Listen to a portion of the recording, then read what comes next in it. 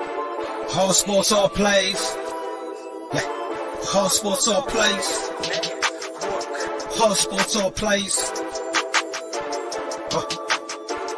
365, we making a plays. You talking the game, get you through the days. We're high in the court, the dime in the lane. Variety topics, living the same. All presentation, sports information. Hitting the airways, taking the nation. All sport, all plays, like working your faces. Grace at the field, so tie the laces.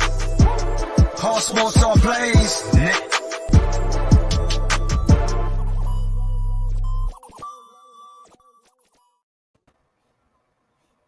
All right. What's up, everybody? Good morning. Welcome to Around the Bases. I'm Chris GONZO Gonzalez, joined by the stat guy, Dustin Reese. How's it going this morning, Dustin? It is going pretty well, Chris. How are you? Not too bad. For a little cold here, but other than that, it hasn't been too bad. Cold and wet. I don't know about you guys, but our Halloween was raining all day. Oh, it was 66 degrees and sunny yesterday, and it's supposed to be pretty much 70s up until Friday. I think we're supposed to get in the 60s today, but I don't think it's supposed to rain today. But the last 2 or 3 days have been in the mid 40s to low 50s and raining all day. I don't have no kids young enough to go trick or treating, so I didn't have to get out in it. So, right. All right, but World Series got postponed last night due to rain, so we'll have Game 3 tonight. Who do you think that favors more with the game getting postponed? Because now you might see some of the guys that have already pitched back maybe sooner. I honestly don't think it really favors anybody too much. If I had to pick one, I would say it slightly favors Philadelphia right now, just because you had Ranger Suarez pitch. I think it was in Game 1. Maybe it was in Game 2. I can't remember what game that Ranger Suarez pitched in.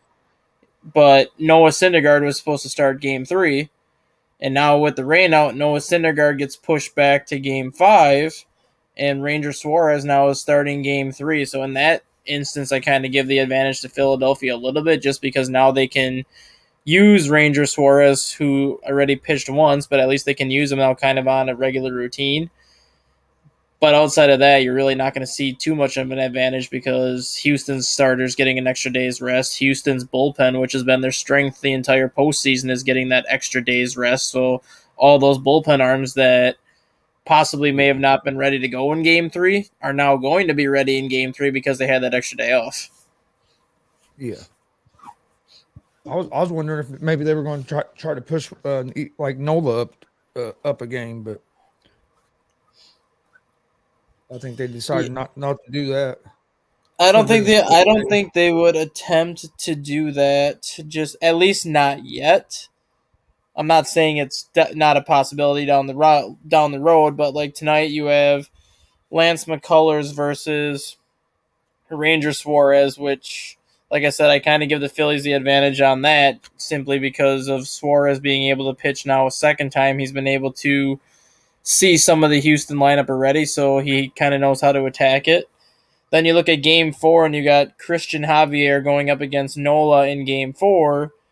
And then Game 5 is Verlander versus Syndergaard, which pushes Zach Wheeler back to Game 6. So the longer the series goes on, I kind of give Houston a little bit of that advantage, because now you're not going to face Wheeler again until Game 6, and who's to say the series even gets to 6 games? Because if Houston goes and wins the next 3, the series is only going to go 5, and Wheeler doesn't come in again. So if I'm Philadelphia, I would keep the rotation the same as it is, but I'm not starting Noah Syndergaard in Game 5. I'm going Wheeler in Game 5 with Syndergaard coming out of the bullpen. Yes, I was going to say, why not start Wheeler in Game 5?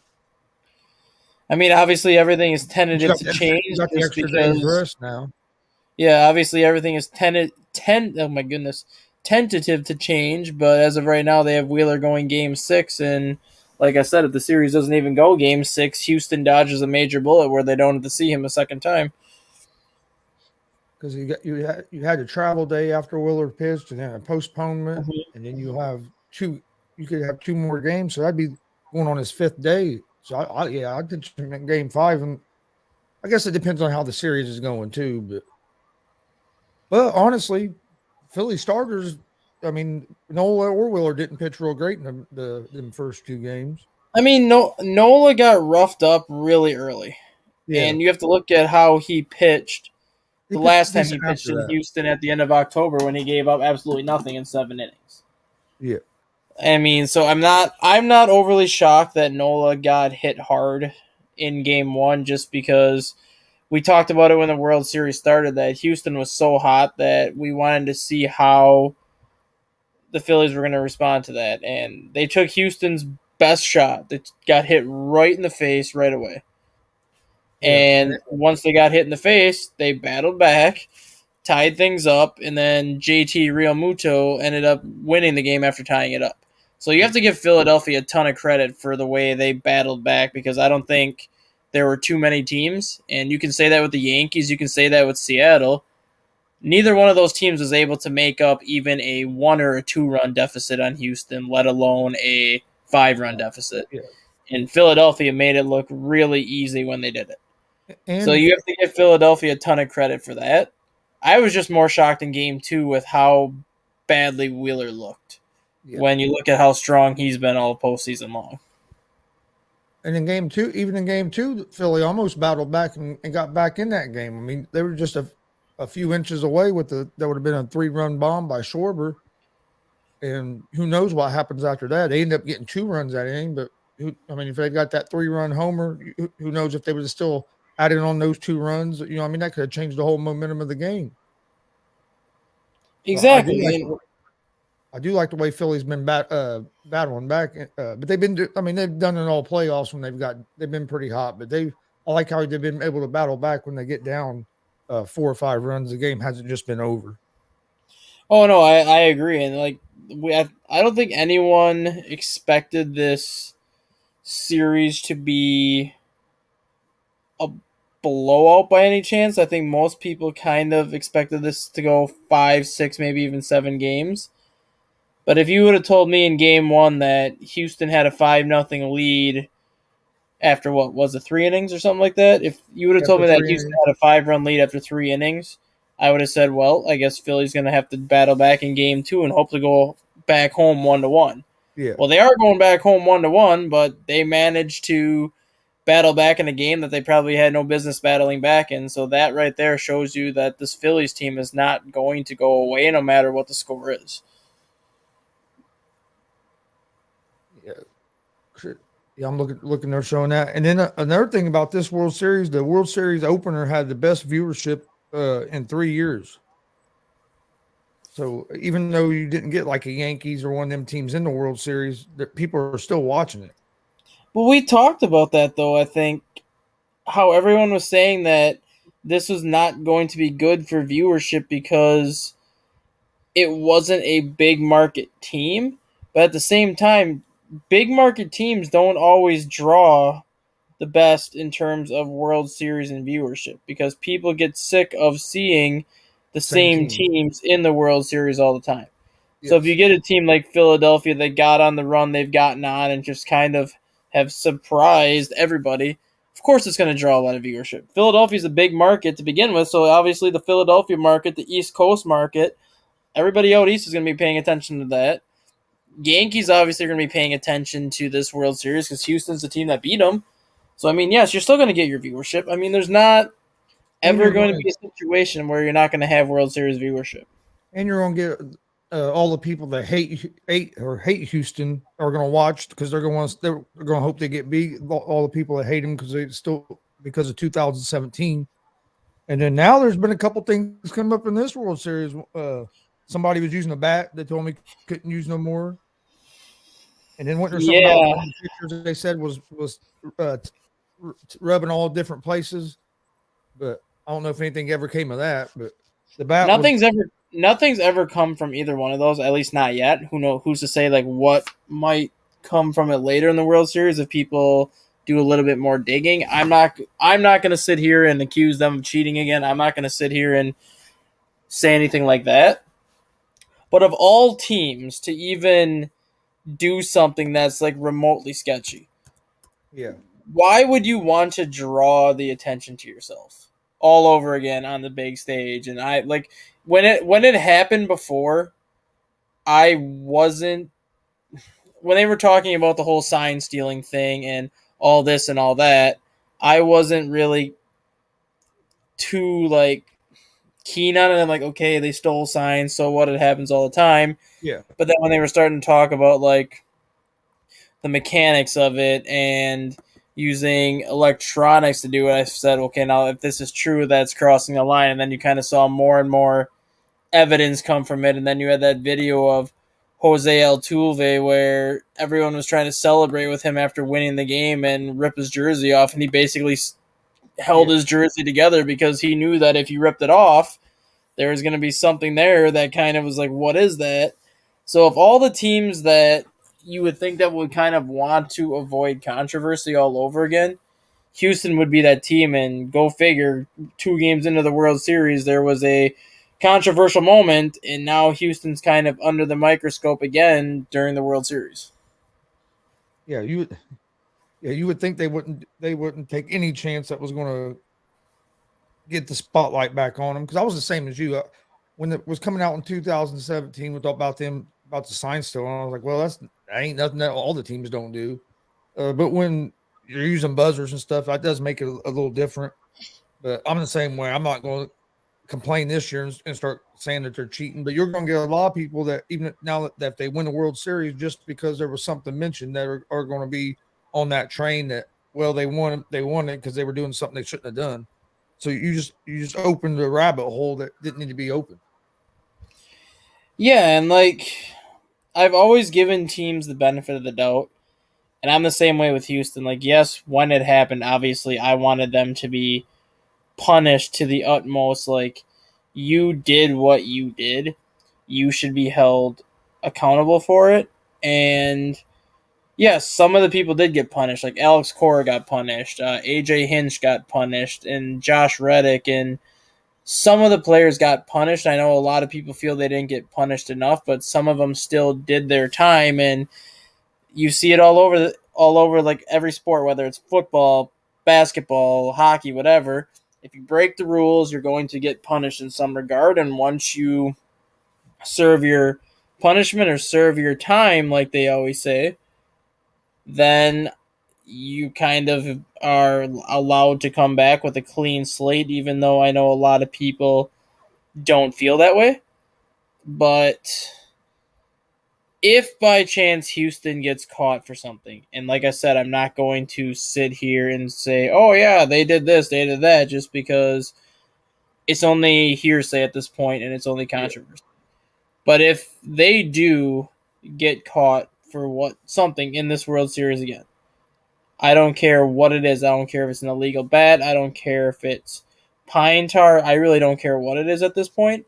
If they get caught with something again, this team needs to be held accountable. And you see it in college football and like college athletics where if you constantly break the rules, you're held accountable by being banned from the postseason for a certain amount of time. And I don't know if that's something that can happen at the professional level just because of the amount of money that's generated, and you really can't punish a player that may not have been with the team when the stuff was happening. So let's just say Houston goes and signs a guy like I'll just throw Jacob DeGrom out there, for example. Let's just go and say Houston signs Jacob DeGrom via free agency next year.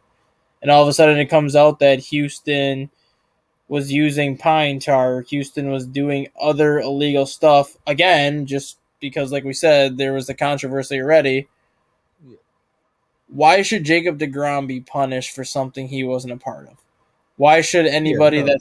why should anybody that's in the minor league system be punished for something they were never a part of? That's why I think it's pretty much impossible to really ban Houston from the playoffs or ban any team from the playoffs for that matter. But they would have to be held accountable at some point. And I don't know, like I said, I don't know how you can hold them accountable, but something would need to happen to be like, hey, this needs to stop. This needs to never happen again. And I just don't know how you can go about and do that at the professional level, just because not everyone that's on your team is going to be involved with the situation. Yeah. Now let me ask you this: if something was to come up, do you think the players that are still on the Astros that were on that 2017 team, do you think they'll get punished more than maybe some of the other players? I think if anything happens this time around, it's going to be more clear cut and dry this time. And what I mean by that is Valdez was the one pitching, right? That kind of had the. Yeah. So let's just say they come back later and find out that Valdez did have some illegal sticky substance on his glove or whatever on his jersey. I think he would be held accountable in terms of I think he would be suspended for a long period of time. And anybody that was maybe. Especially with the new, like the rules where the umpires check you and stuff, and how strict they've been on that on the sticky stuff on their hands. I agree. I think he would get punished pretty severe. Yeah, and I think anybody involved, like if we find out that somebody using illegal bats, I thought I heard something about somebody in Houston was using an illegal bat that they didn't catch after his first two at bats, and then finally somebody said something. But I'm like, okay, you still let him use it for two at bats, so why is he still in the game at this point if you finally caught it two at bats later? But like, yeah, there's a certain brand of bat that yeah, I guess you to be able to use it, you had to be grandfathered in, and like Pujols yeah, was grandfathered in, but I guess there was bats that was gifted to that guy by Pujols. exactly. But at this point, like, how long has the season been going on? Yeah, Like, you knew that bat was illegal, and yet you still. That's the stuff that just bother. That's the stuff that just bothers me a lot.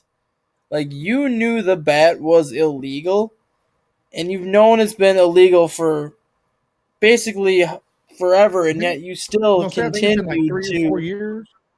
Yeah, like, you still continue to use it. Like, how can you get away, I guess, with doing stuff like that constantly and not be suspended or like not be punished for it? It's just a very bad look for Major League Baseball. It really is. Yeah, because if I remember right, it was like 3 or 4 years ago when that rule went into effect. So it's not something that just like happened a couple months ago. You know what I mean, or a month ago. It's something that's been around for a while. Oh yeah, So exactly. It's not. Yeah, it's not something that just happened like out of the blue, and that's why it's just like the one team that you do not want to have any kind of scrutiny is already kind of under the microscope. And like I said, I'm not going to sit here and say they did this or did that just because I'm not going to stir the pot or anything like that. But they always say where there's smoke, there's typically fire. And if the Houston Astros already have some sort of smoke behind them regarding something, whether or not they feel it's illegal or not, whether or not it's being made too much of a deal right now, there could be more behind it coming that we are going to maybe see in the next coming games. I hope they get to play tonight because I'm not gonna lie, I was disappointed when the World Series when it got postponed last night. I was looking forward to watching it. Then I got stuck watching a Monday night football game. No, it wasn't worth a crap. I mean, the football game wasn't terrible, I guess. I mean, you look at Yeah, it wasn't terrible. It was just basically one sided, I should say. yeah. But at least there was some scoring and some good plays in it. Yeah, I mean, yeah, the scoring was pretty one-sided, but you're starting to see that more and more now, and I think the NFL is kind of in a crossroads at this point where, in my opinion, the worst games of an NFL season are always Thursday, just because these teams are coming off of a game on Sunday. They have a short week, and it's Yeah. like players aren't even like 100% ready to go on a Thursday. They're just kind of out there just because they have to be out there. So the product you get on Thursdays is, I think, terrible. And that, in my opinion, they should just get rid of all Thursday night football games to begin with. But it just seems like the Monday night product is getting worse and worse too. And granted, they have no control over what a team's record is just because they don't know what kind of injuries are going to take place. They don't know who's going to be hurt or who's not going to be hurt going into a game. But I think NFL needs to kind of adopt like a flex scheduling system. And like I know they have the flex scheduling now, but that I think only goes into effect, I believe, week 10 and beyond, if I And remember it's only for correctly. and Is then one only that for goes. Sunday games. I think it's only for Sunday night games. I think it goes into effect like week Yeah. 10 through like the end of the season. I think the NFL needs to have like some sort of clause in like the schedule where they can like flex any game any week that they want. So if they see a matchup they want, obviously like the first 2, 3, 4 weeks of the season, you're probably not going to flex too much just because it's early in the season and you're really not going to know like how these teams are going to do right out the gates. But if you look at, I'll use let's go. I'll look at the NFL schedule quick because I have it pulled up, even though this has nothing to do with baseball at this point. But you look at week 9 of this week. You have the 7-0 Eagles against the 1-5 Houston Texans on Thursday night. You really honestly think people are going to want to sit through that game on a Thursday night and just watch the Eagles most likely kick the crap out of the Houston Texans on Thursday night? Why not put the 6-1 Bills against the 5-3 Jets on Thursday night football? That would be a better matchup. They're both in New York, so it's not like the travel is going to be a big issue. And then you look at the Sunday night game for this week. It's Titans and Chiefs. Okay, that's actually going to be a good Sunday night game. But then your Monday night game is the 5-3 Ravens against the 3-5 Saints. I mean, could that be a good game? Yes, but there's got to be better options to throw in there on a Monday night. There has to be. And then the big one is week 10 right now, where the Sunday night game on week 10 right now is the Chargers and 49ers, which both teams could be 4-4. One team could be 5-3 or whatever. So it's not like it's going to be a terrible game. But if the Vikings beat the Commanders this week, which I think they will, and if the Bills beat the Jets, which I think they will, Minnesota and Buffalo are going to be playing each other on 2 weeks from now with coming in with 7-1 records, and they have a 12 o'clock game.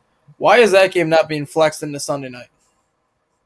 Well, and the other earlier this season when the Bills and Chiefs played, it was like a 1 or a 4 o'clock game, and the Sunday night game that night. Yeah, that should have been that should have been like the first Sunday night game that everyone was trying to fight over. Like Sunday night football should have been like, no, we want this game. Like I don't care what we have to do to get this game. That should have been the game that Sunday night was trying to fight for, or Monday night, or Thursday night, or any of these nights that have like that prime time NFL game where it's the only game on and everybody's watching. So drunk said, I ain't gonna lie, the rain delay totally blew me last night. I was already getting drunk with food on the way. And then he said he's been waiting to see the stat guy on here. Can you break down how big the Cardinals losing those 2 coaches is and what it means with them just walking away like that? I don't think it's gonna really make that much of a difference. And the only reason why I say that is you look at what happened with Mike Schilt. Mike Schilt comes into the Cardinals midway and basically took over a team midway through the season, got him to the playoffs, and they go and win the division with him. And he basically is averaging, 92, 93 wins a season over 4 years. And for whatever reason, the Cardinals did not retain him this year, which I'm still trying to figure out why Mike Schilt got fired or however that happened in St. Louis. I'm still trying to figure that out. But you lose him, and Oliver Marmol comes in, and the team got off to a really bad start the first 60 games. But after that, it was like nothing could go wrong for the team. They ended up winning 92, 93 games and won the division again. And yes, they're losing a couple of coaches, but it's still the culture that St. Louis has built in that organization. They're still going to have coaches in the minors that they can call up to replace these guys who are kind of under the same standard that the Major League roster has. With Mike Matheny getting fired from Kansas City this year, I wouldn't be surprised to see Mike Matheny come back and maybe be a bench coach or come back and fill some sort of a role by one of these coaches that has left, because he knows the St. Louis standard. He knows exactly the type of atmosphere and the type of organization St. Louis has. He was the manager in St. Louis for a while and actually had some success here. So just because they're losing coaches, I don't think it changes much for the Cardinals just because they have so much of their roster returning from Goldschmidt to Arenado to Adam Wainwright coming back. They have all those young pieces like Dylan Carlson and Tyler O'Neill and so many pieces that stepped up last year that are only going to get better. I really don't think a couple new coaches here and there is really going to make a difference. I just think it's the culture that has been built in St. Louis that they could lose the entire coaching staff top to bottom, recycle it with brand new faces, and that organization is still going to be in a good spot for years to come. Yeah, I agree because you have the players, like you said, you have some veteran players in there that kind of set that culture. And the only player they really lost is going to be what, Pujols and Yachty. Yeah, Yachty. But you gotta look at the same thing right there too with the Marlins just hired Skip Shoemaker as their manager. Where did Skip Shoemaker spend 11 of his 14 years in the majors? He spent it in St. Louis. The guy was never a manager before. I don't even know if he was a bench coach. He might have been a bench coach for 1 year before getting this job in Miami. But it's the fact that he was part of that Cardinals organization for over a decade, and he knows the standard that organization has, and he knows exactly what it takes to win in that organization, that the Marlins are willing to take a chance on him as opposed to somebody that's had managerial experience before. Yep. I mean, yeah, and I mean, look what Thompson's doing with the Phillies, coming in, finally it's his first head coaching opportunity, and he was able to give him the World Series and got a 2-year extension. And I'm kind of taking that a guy that just gels with the team. See, I'm kind of taking that with a grain of salt though too, just because Thompson was part of that team for I believe the last 2 or 3 years. Okay. I don't know how long he was there, but that just goes to show you how bad of a manager Joe Girardi really is. And the fact that he actually made a World Series with the Yankees and won a World Series with the Yankees is mind-blowing just because this Phillies roster is the exact same roster that Joe Girardi had, minus the addition of David Robertson at the trade deadline. And yet Joe Girardi is 6 games under 500 in June, and this guy goes 19 games above 500 from the day he took over. So either the players didn't like Joe Girardi at all, and they like this guy, or Joe Girardi does not know how to coach. And I'm willing to go with number 2 on that one because this is the exact same roster that he had, and yet this guy's making it look like this team has been a first-place team all year as opposed to a team that had to get hot at the right time. Yeah. I mean, hell, they got into the World Series. What, the last couple games of the season, they were limping into the not World Series, limping into the playoffs. Yeah. And the thing is, with how much money the Phillies have spent with Kyle Schwarber and Bryce Harper and Castellanos and JT Realmuto and most likely soon to be Gene Segura and Zach Wheeler, this is exactly, I think, the team that the Phillies expected to have. And exactly the kind of success that the Phillies have expected to have the last 3 years. And I think they thought Joe Girardi would kind of be that guy that would come in and just kind of take him over the top, knowing that he was a World Series winning manager. But I put that in air quotes because World Series winning manager means a lot less than a Super Bowl winning coach in the NFL. Because if you're a good coach in the NFL or if you are a good coach in the NBA, you can mask and overcome a lot.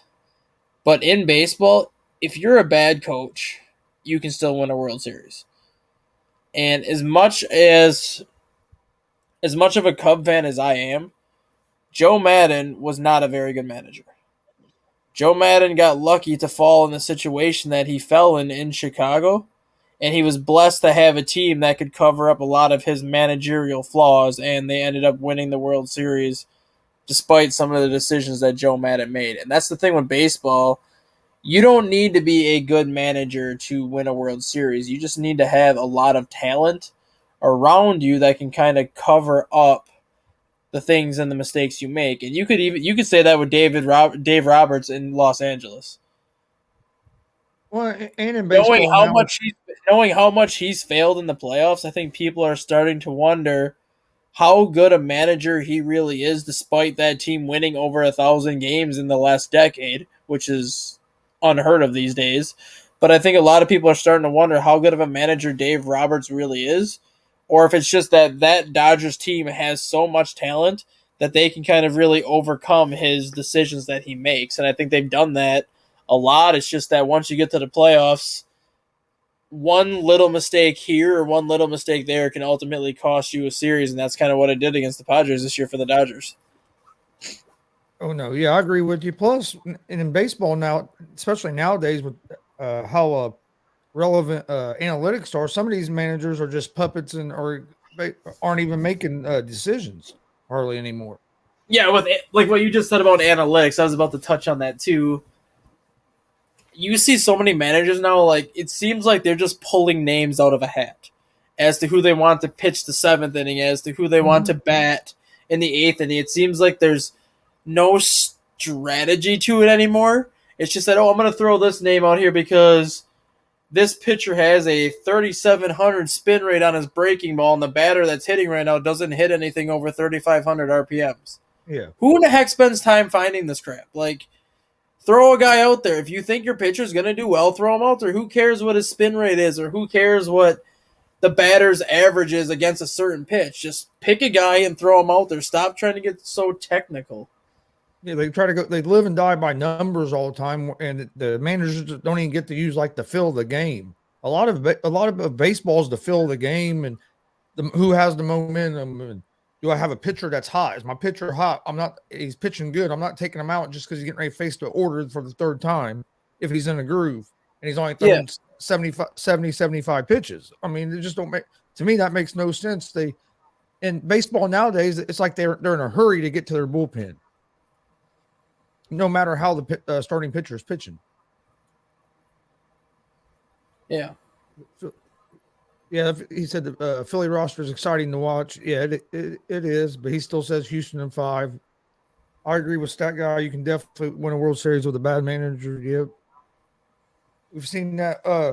Let's switch gears a little bit. What do you think is going to happen with Aaron Judge? I'm kind of thinking he's going to end up in San Francisco. I mean, if you listen to the Giants have basically said they will not be outbid by anybody, which means if Aaron Judge is saying he wants $500 million for 10 years, apparently the Giants are going to give him $500 million for 10 years, which I find it very unlikely because I think the GM of the Giants is a little bit smarter than that, and if he would ever fork over $500 million to Aaron Judge, I think he'd be fired the next day just because that is an ungodly amount of money to give to anybody.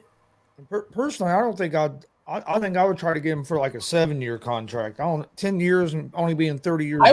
I would even go for 7. I would have no 7 problem. at the most. I would have no problem giving him a 10-year contract, but I would tie it into 5 opt-out years. So you sign him to a 10-year deal, but after year 5, every year after that is an opt-out where the team can elect to get rid of him if they want to. That way you have 5 years for sure out of him, and if he's still producing, you bring him back for year 6. If he's still producing, you bring him back for year 7. And if he gets hurt and starts to fade in year 7, then you can just get rid of him the final 3 years, and that money comes off the books.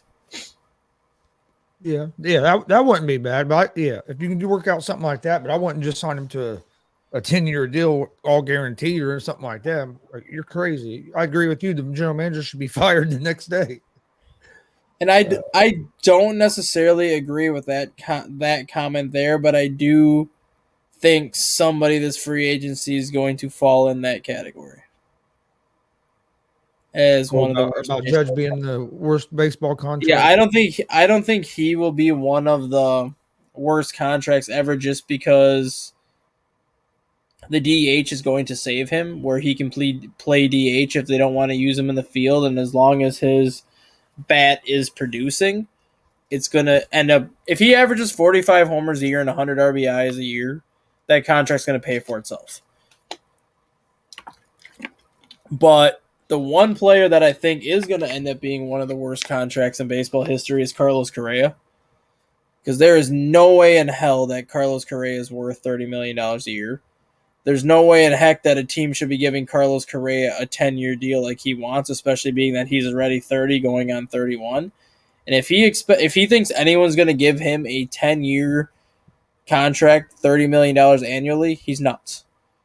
If I'm any team bidding on Carlos Correa and if he's asking me for $30 million a year, he's getting a 5-year contract max. And if he takes it, he takes it. If he doesn't, he doesn't. That's on him. But whoever signs Carlos Correa to a 10-year deal for $30 million a year, that might go down as the worst contract in baseball history. Yeah, because he's only been in this other contract for what, a couple of years now. He's already opting out. He was only with the Twins for one. He signed with the Twins this past offseason, but his contract was a 3-year contract with an opt-out after the first year. And I think everybody, from the moment he signed with Minnesota, everybody knew that he was going to opt out after year one. It was basically that the Twins were the only team that was willing to give him the money that he was asking for on kind of like that yearly basis. So he took it. Well, what does that tell you going into free agency this year if one team was willing to give you that money and it was a team that was in rebuild mode? What does that tell you that your market value is? Your market is not what you think your overall value is. And if you think that you're going to get what you're expecting to get, it's not going to happen. So you better find that one team that's willing to give you a 7-8 year deal and pounce on it, even if it's only 23 to 24 million.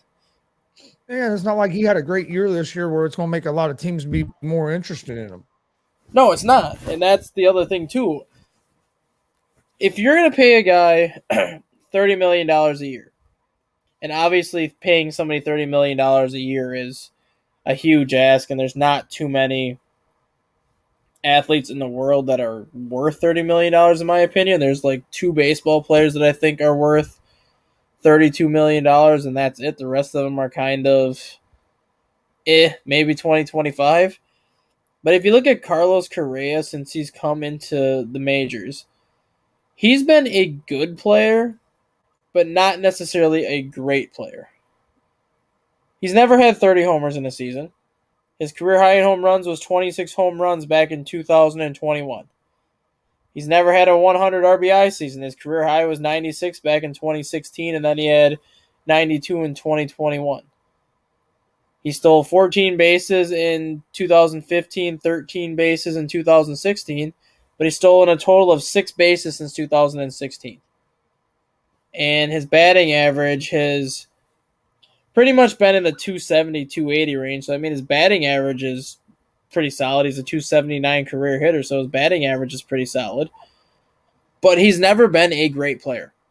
And if I'm going to give $30 million to somebody, you better be a great player, and that's not who Correa is. He's not a great player. He's a good player expecting to get great player money. Yeah, no, I agree with you. I wouldn't give him $30 million a year, and I think he's going to. I think you're right. He's going to see that he's going to have about the same interest as he had last year, maybe one team. And honestly, I compare Carlos Correa's situation right now to Chris Bryant, where the Cubs offered Chris Bryant a 7-year, $200 million extension the year after he won the MVP. And he turned it down because he felt that his market was going to be better by the time he hit free agency 4 years later, and he ended up getting a 6-year contract as opposed to the 7-year contract the Cubs gave him, and he signed for roughly $30 to $35 million less than what the Cubs gave him. And his market took a significant hit. Do you think these players turning those contracts down, do you think that's more on the player or maybe the more on the agent, their agent telling them that, hey, you can get more than that if you hold off on that, another team you can get that from another team? Or do you think maybe some of that could be the agent's fault? I think honestly it's equal. And the only reason why I say it's equal is look at how the Atlanta Braves have handled all their players. Ozzie Guillen, Ronald Acuna, Max Fried, Willie Harris, all these young core players that they've had outside of Dansby Swanson, who's hitting free agency this year. But for the most part, every one of the core players that the Braves have had their last 5 years has been signed to an extension. And it's a 7 to 10 year extension, but it's reasonable money. I think Austin Riley was the one that got the 7 years, $220 million, which that's a huge extension. But Ronald Acuna was on a 9-year, $120 million contract. Ozzie Albies is on like a 7-year, $80 million contract. Willie Harris just signed like a 9-year, $90 million contract. So the Braves are not only signing these guys to long-term deals, but they're not breaking the bank to do that. And these No, they're players pretty are team-friendly deals. yeah, and the players are accepting it because they're getting these contracts at 22, 23 years old. So they know even when this contract is over, they'll be able to sign another 5-year contract probably for $100 to $150 million. So they're going to end up making more money in the long run as opposed to waiting until you're 29, 30 and hoping to get that big payday that never comes. And I think that's part of the problem now that these players are hoping to get this massive 10-plus year payday when they finally hit free agency, that they don't look at it in a bigger picture where one 10-year contract for $250 to $300 million might not be as good as 2 5-year contracts for $400 million. Yeah. And like your point, after 5 years, you're only 25, 26 years old instead of 30 years old. So Yep. there's going to be more teams willing to give you maybe another 5-year deal for another 200 million because of your age. You're not already considered an older player. Like Ronald Acuna is a perfect example. The Braves gave him a 7-year contract at 22 years old. He could have said no and played out the remaining 4 or 5 years of his team control and then hit free agency at 27. Well, at 27 years old, you're probably getting an 8 or a 9-year contract at that point. And yes, he'll probably still get $300 million, but you're probably only getting an 8 or a 9-year contract. Not only did you just sign a 7-year contract for 120, but you'll be 27 years old, 28 years old when that contract is up. You can turn right around and sign another 7-year contract for over $300 million when you hit free agency because you signed such a team-friendly deal at such a young age that you're going to have no problem making money on your next extension. Yeah, no, I agree. Drunk says for the right price, you can see the Yankees going for Correa. I think a lot of that depends on what happens with Judge as well. I mean, there's no salary cap in baseball, so I mean, there is really no right or wrong price. If somebody wants a player bad enough, they'll give them whatever they want to give them to get him there because there's no salary cap. You don't have to worry about the repercussions of it. Yeah, now in baseball, I know there's no salary cap. Is there a luxury tax in baseball? Yeah, there's a luxury tax, but what people don't realize about the luxury tax is yes, it penalizes a team like $24 million, but it's not the team that gets penalized. I think it's the owner.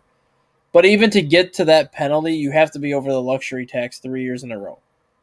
Okay, so it's not like the NBA's luxury tax. No, and like the luxury tax changes every year in baseball. Like 1 year it was $215 million, and then the next year it was like $236 million. So you could have a team that's over the luxury tax 1 year because of where the tax threshold is set. And then all of a sudden the next year comes and now they're under that. They're under it now. So being over that 1 year basically voids that 3-year period that you have to be under it before you get penalized. Okay. Yeah, I couldn't remember about baseball. I knew basketball they had one, and I knew if it was a lot different than baseball. Baseball did. And the thing with Major League Baseball too, and I don't know how close you pay attention to the financial side of things, and I don't know how close a lot of our listeners do, but you can always tell when a team is about to get penalized for the luxury tax. And I'm going to use the Yankees and I'm going to use the Cubs as a prime example. When the Yankees are out there spending money, typically they're winning 100-plus games just because they're spending more money than anybody. They don't care what they're spending just because they know they don't have to worry about it. All of a sudden, 1 year, you see the Yankees go 90-72, 91-71. I'm not saying that's a bad year, but those are the years that you can tell that the Yankees are about to get penalized for the luxury tax because they're not out there spending at the rate they were previously, and it kind of puts their overall roster flaws in full perspective because it kind of just shows that all they want to do is spend, and buy a team championship as opposed to developing. But when you know that you have a 3-year window where you can basically spend as much money as you want for 3 years, and they basically say, well, the next year is when you're going to get penalized, you're like, okay, well, guess what? I'll stay under the luxury tax for this year, and then the next 3 years I don't have to worry about it. Yeah, no, that makes sense. And I'll be honest, I really don't follow the finances of baseball that much. That's why I asked you about that luxury tax, because I wasn't 100% sure on it. I'm uh hell, I don't ever have to worry about the Reds with the luxury tax, so I don't.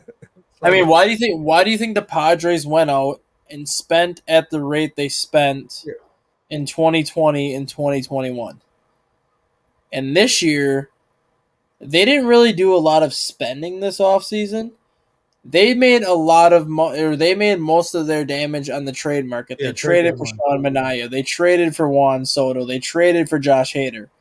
By doing that, it kept them under the luxury tax for this year, which means now the next 3 years they can turn around and extend Juan Soto. They can turn around and extend Josh Hader if they want to. They can turn around and extend Sean Manaea if they want to. By spending big the previous 2 years, they were able to get a lot of what they wanted, knowing that luxury tax penalty was coming. Then they focused on the trade market to bring in more pieces that they wanted, so the luxury tax penalty can reset in their organization. And once it resets, then it's like, okay, now we can extend all of our players for basically whatever the heck we want to extend them for. No, that makes sense.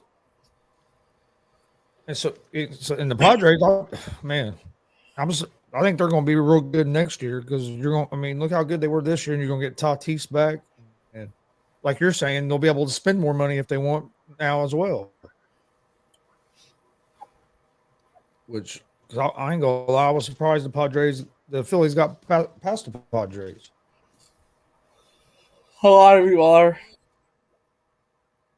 I'm ready for the World Series. I hope Game 3 don't get postponed again. I haven't even looked at the weather report there in Philly for today, but I don't think the weather is. I mean, I think the weather's supposed to be fine, but I think Game 4, Game 5 is also going to get postponed, because I believe they had a lot of rain coming later this week. Yeah, they're saying like today in Philadelphia it's supposed to be like 68 degrees and sunny, so I don't see that being an issue. Okay. But knowing like how vital it is to get this World Series to be done, especially with us being on November 1st right now, you would think that MLB would be able to determine when the World Series would be played, as opposed to keeping it at 7:30 all the time.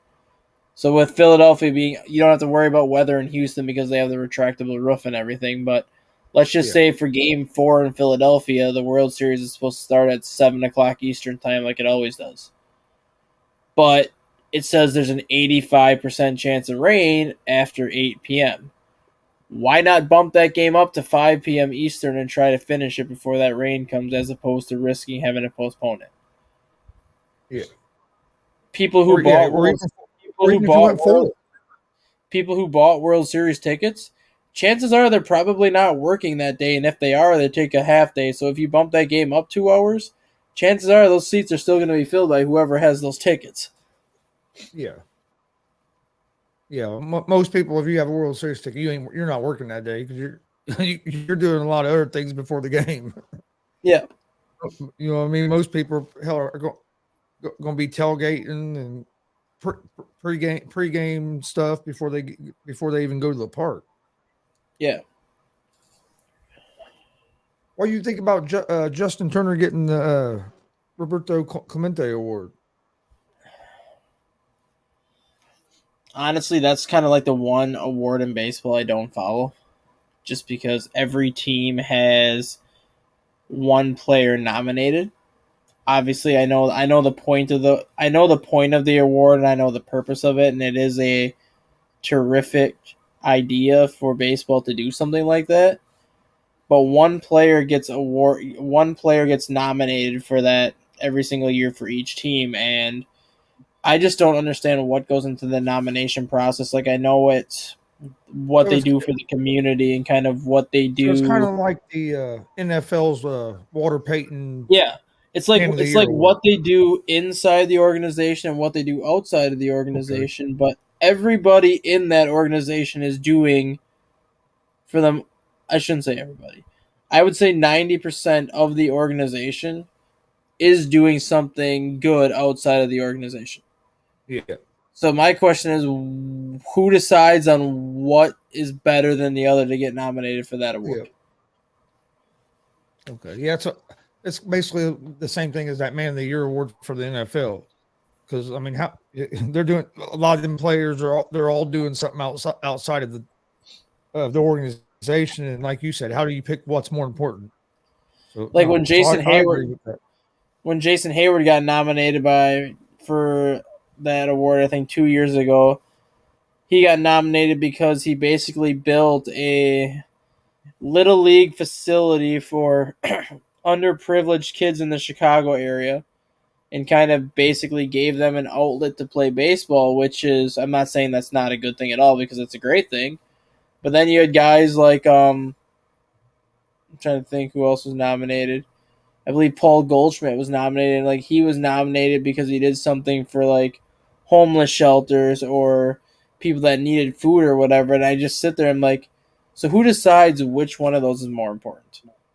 Yeah, Like who says, oh, feeding starving bellies is more important than giving our underage kids a chance to actually better their lives by playing baseball? yeah,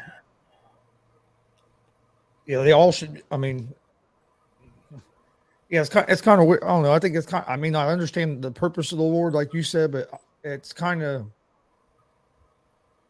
you should just celebrate that the guys are doing stuff like that, and instead of singling out one person. Exactly. Because even in the NFL, you got a lot of guys that do good things and then they single it down to one person. Yeah. And it's like, well, you got like you said, maybe 80, 85, 90% of the league are doing things. People, players in the league are doing good things. Yeah. All right. Well, you got anything else that you wanted to talk about today before we get out of here?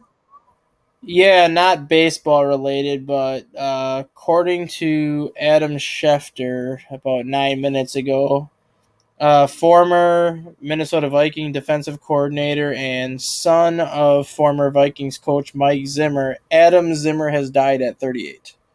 Ooh, wow. Cause of the death has not been released by his family, but at 38 years old, he has passed away. He was obviously on the Viking staff under his dad for the last 6 years until that coaching staff was kind of showing the door after last season. Was he on anybody's staff this year?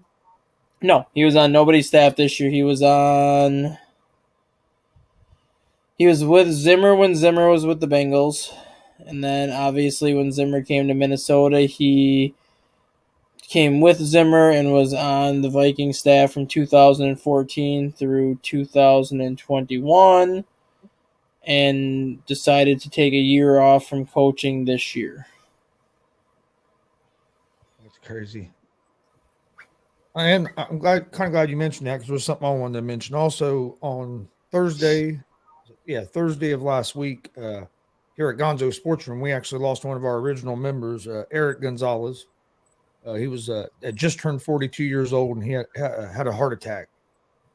So keep his family in your prayers as well.